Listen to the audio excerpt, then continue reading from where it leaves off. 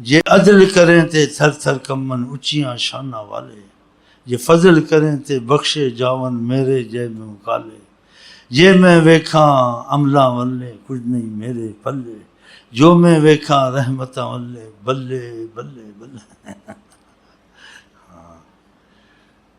اللہ تعالیٰ نے کہا، آقا جی کہتے ہیں صلی اللہ علیہ وسلم، اگر مجھے جلدی گناہوں پہ غصہ یا سزا کی عادت ہوتی، پہلے ان کو دیتا سزا، گناہ گاروں کو نہیں دیتا، اس کو دیتا جو گناہ کر کے مایوس ہوتا ہے۔ دیکھا، یہ مایوس ہونا سب سے بڑا ہے۔ ہاں ایک شرک ہے، اس کی بخشش نہیں ہے، اس سے بڑا بخش ہے، یہ سنگین ہے، اس کی معافی کا فیصلہ کر دے، اس کی معافی ہے ہی نہیں۔ اور یہ شرک کوئی آسان چیز نہیں ہے، اخفا من دبیب النملہ، چیونٹی کی چال سے زیادہ باریک ہے۔ جو چیز سمجھ میں نہ آئے باریک شرک ہے، نہیں، چھوڑ ہی دو۔ لیکن اولیاء اللہ کے بڑے مسائل علماء کے یہ شرک ہے، شرک ہے، تم کو نہیں سمجھ آئی، تم کو پتہ لگتا ہے شرک ہے، تم چھوڑ دو، تم اس میں دخل مت دو۔ کہ تمہارا کبھی ایسا بھی ہوتا ہے، یہ حضرت محمد مصطفیٰ کا وسیلہ اتنا زبردست ہے، خدا نے ان کو اپنا وسیلہ بنا، تم اس کو شرک سمجھتے ہو لیکن تم کو سمجھ میں نہیں آتا، بے سمجھی سے یا کند ذہن ہو، تو تم بولو بھائی میں وسیلہ نہیں کرتا ہوں، پھر بھی بخشے جاؤ گے۔ تم نے بے ادبی تو نہیں کی، دخل نہیں دیا، یہ دخل دینے سے ساری عبادت برباد ہوتی ہے بعض لوگوں کی، کہ آقا جی وسیلہ نہیں ہے، کیونکہ کہ بھائی مجھے یہ کوئی شرک کہتا ہے، کوئی نہیں شرک کہتا ہے، مجھے سمجھ میں نہیں آتی۔ اگر سمجھ میں نہیں آتی تو وسیلہ مت کر حضرت محمد مصطفیٰ کا، تو ادب سے، تو اللہ جانے میں اس کو نہ منع، نہ اس چیز میں پڑھتا ہی نہیں ہوں، پتہ نہیں شرک ہے نہیں، اللہ جانے، بس میں سیدھی دعا مانگوں تیری نجات ہے۔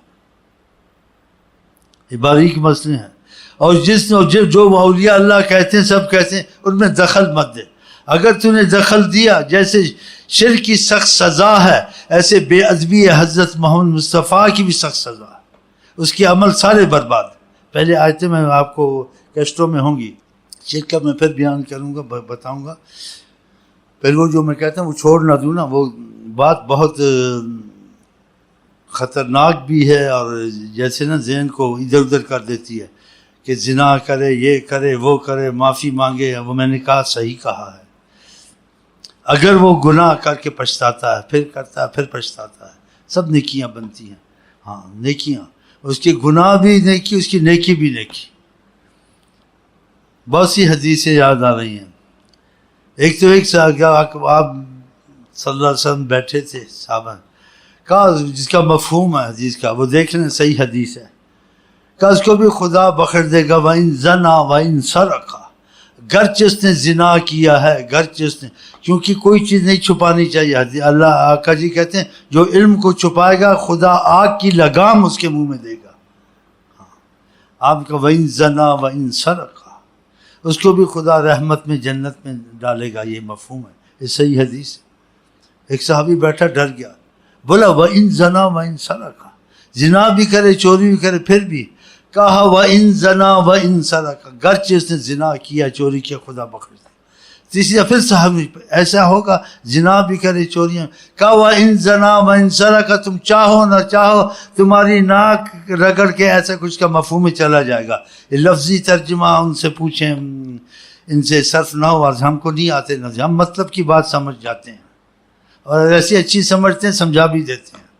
اس کا لفظ کیا ہے، اس کا اعراب کیا ہے، اس کی فعل ماضی نہیں جانتے ہیں ہم، لیلا مجنون والا، ہم نے شارٹ کاٹ بیچ سے جلدی حضرت محمد مصطفیٰ کے پاس پہنچنا ہے۔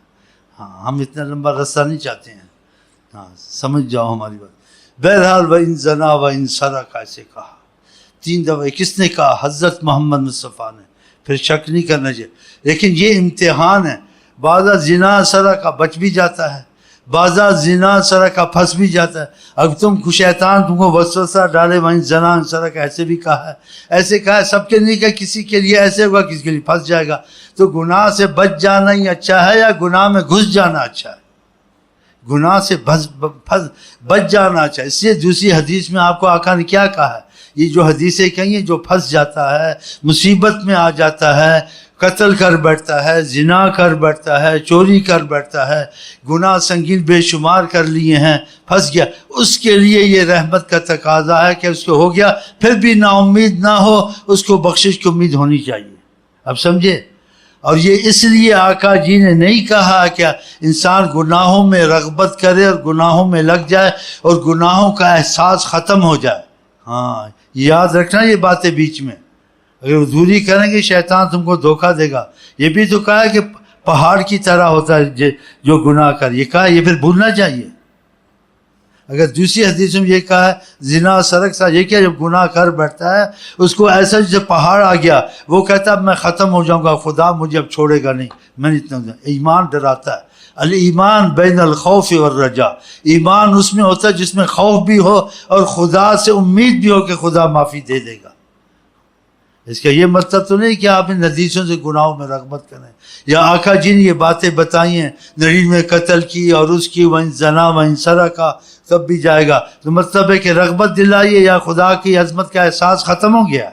نہیں. اگر اس سے ہو چکا ہے، نکلنے کی گنجائش ہے، توبہ کی طرف مرے، معافی کی طرف. چاہے 100 قتل کیے ہیں، بلکہ اولیاء اللہ نے کہا کہ انبیاء کو بھی قتل کیا، انبیاء کو، تب بھی معافی کی گنجائش ہو سکتی ہے. شرک کی معافی کی گنجائش نہیں، اس سے بڑا بچیں. تو اس لیے یہ حدیثیں میں نے آپ کو سنا دی ہیں. اگر اس میں آقا جی رغبت دلاتے تو وہ دعا اپنی امت کو نہ سکھاتے، اللہم باعد بیننا بین خطایانا کما باعدت بین المشرق والمغرب. اللہ ہم کو گناہوں سے ایسا دور کر دے جیسے مشرق مغرب کا فاصلہ. بتائے اگر رغبت، استغفر اللہ، رغبت کی بات ہوتی ہے، احساس خدا کی عظمت جو ہوتا ہے کر لو، کوئی بات نہیں. چھوٹا گناہ بھی بڑی بات ہے، بڑا تو بڑا گناہ، لیکن بخشش کے دروازے علیحدہ ہیں. لیکن یہ کہا ہے خدا سے بنا مانگو، انسان بچ جائے تو اچھا ہے. گناہ سے مغفرت بھی ہو سکتی ہے، گناہ پر سزا بھی ہو سکتی ہے، گناہ سے خدا کا واصل بھی ہو سکتا ہے. اب تم کو نہیں پتہ اس گناہ میں سزا ملے گی یا اس گناہ سے مجھے توبہ نصیب ہوگی یا اس گناہ سے میرا ایمان جائے گا. تو گناہ میں ایک بات نہیں 100 باتیں ہیں. یہ سمجھ میں آ رہی یہاں؟ تو گناہ سے بچ جانا ہی، یہی کوشش، چھوٹا ہو بڑا ہو نہ ہی ہو اچھا. اگر ہو چکے ہیں تو ان کی یہ صورتیں حضرت محمد مصطفیٰ نے بتائی ہیں کہ خدا سے نا امید نہ ہو، اور ایمان والوں کی نشانیاں بتائی ہیں. تو اس لیے ان باتوں کو یاد رکھا کریں، اور ایسے پروفیسروں کی باتوں کو جہنم میں پھینکے جو خدا کا احساس. کیوں میں سے بعض نوجوانوں سے بات کہ جب ہمارا پروفیسر کہتا تھا تم سے گناہ نہیں ہوں گے، آقا جی نے کہا تو ایسی قوم پیدا کرے گا ان سے گناہ ہوں گے، خدا معاف کرے گا.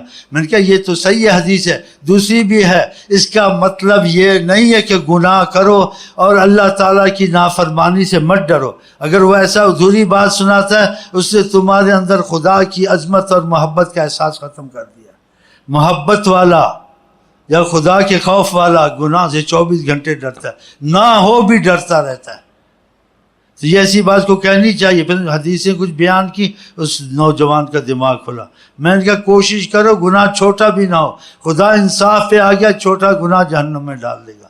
خدا کرم پہ آ گیا، بڑا گناہ بھی بخشا جاتا ہے. تو اس کا مطلب یہ نہیں کہ آقا جی نے کہ تم سے گناہ کہ تم گناہ کرو، یا گناہ کرنا کوئی بڑی بات نہیں ہے.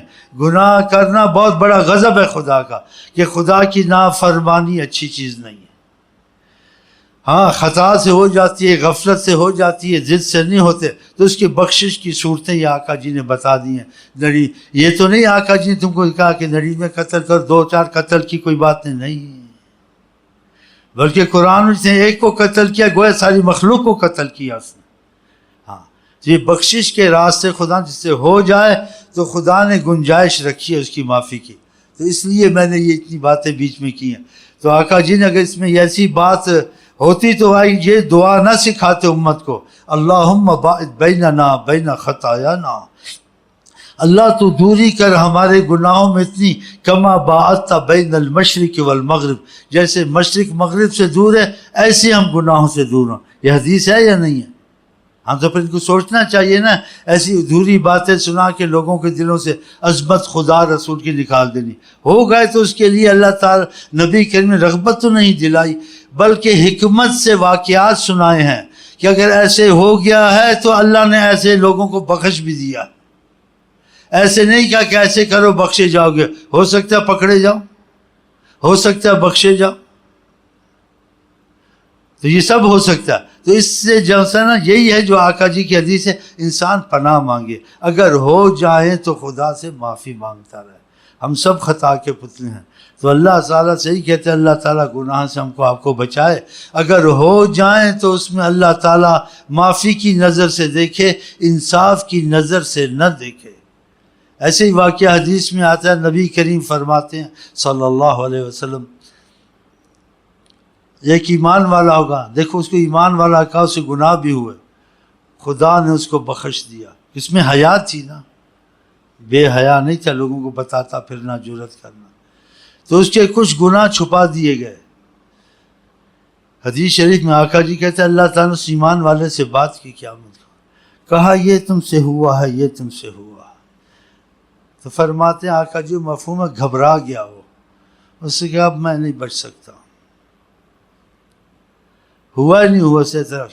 اور کچھ گناہ خدا نے نہیں بتائے, اس کو چھپا دیے, فرشتوں نے ادھر ادھر کر دیا, جو اللہ کو تو پتہ تھا. یہ حدیث صحیح بیان کر رہا ہوں. جب وہ گھبرا گیا اور کہتے ہیں اللہ تعالیٰ جب اس سے بات کر رہے تھے تو آقا جی کہتے ہیں اس ایمان والے گناہ گار کو اپنی گودی میں رکھا ہوا تھا, پیار سے اور رحمت سے فرما رہے تھے. اللہ نے اپنی رحمت کا مظاہرہ کرنا, جو شرم حیا کرتا ہے گناہ گار ہو کر بھی اس شرم حیا والے کو خدا اپنی گود میں رکھتا ہے. تو خدا نے اپنی گود میں رکھا ہوا تھا, اس کا یہ مفہوم ہے. اور اس سے کہہ رہے تھے اللہ تعالیٰ, آقا جی کہتے تم نے یہ بھی کیا ہے, تم نے یہ بھی کیا ہے. تم کہتا تھا ہاں.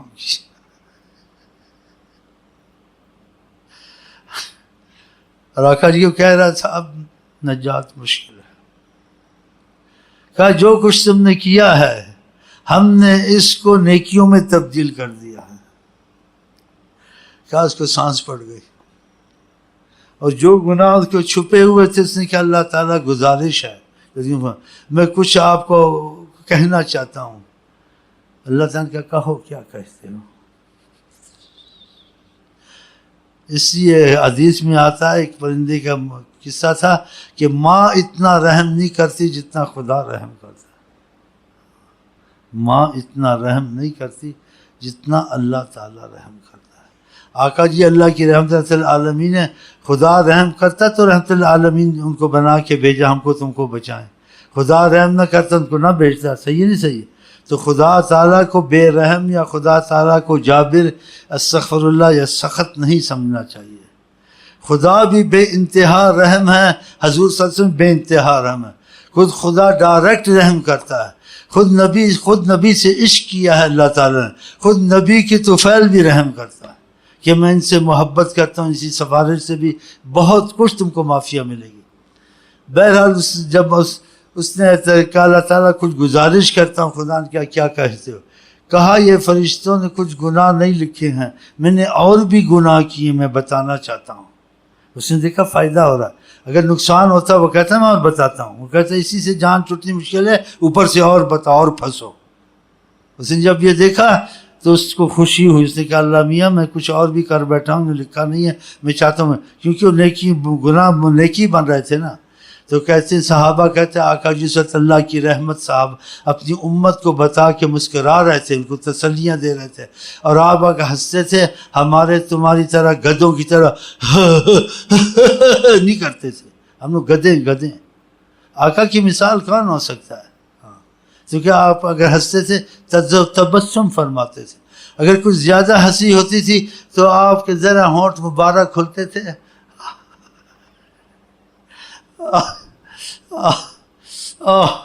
آپ کے دان شریف دکھتے تھے. بس کہتے آپ نے تبسم فرمایا, کچھ ہنسے. کچھ ہنسنے میں آواز نہیں ہوتی تھی, جیسے دان دکھے آپ کے کہ اللہ کی. تو امت کو تسلی دیتے تھے. تو آقا کی تسلی ہم کو کافی ہے. ایک تو ہم توبہ میں لگے رہتے ہیں, خدا کرے لگے رہے. دوسرے آقا جی ہمارے تمہارے سفارشی ہیں, تو 100% سمجھو ہم سب بچ کے آئے انشاءاللہ تعالی. ہاں جی.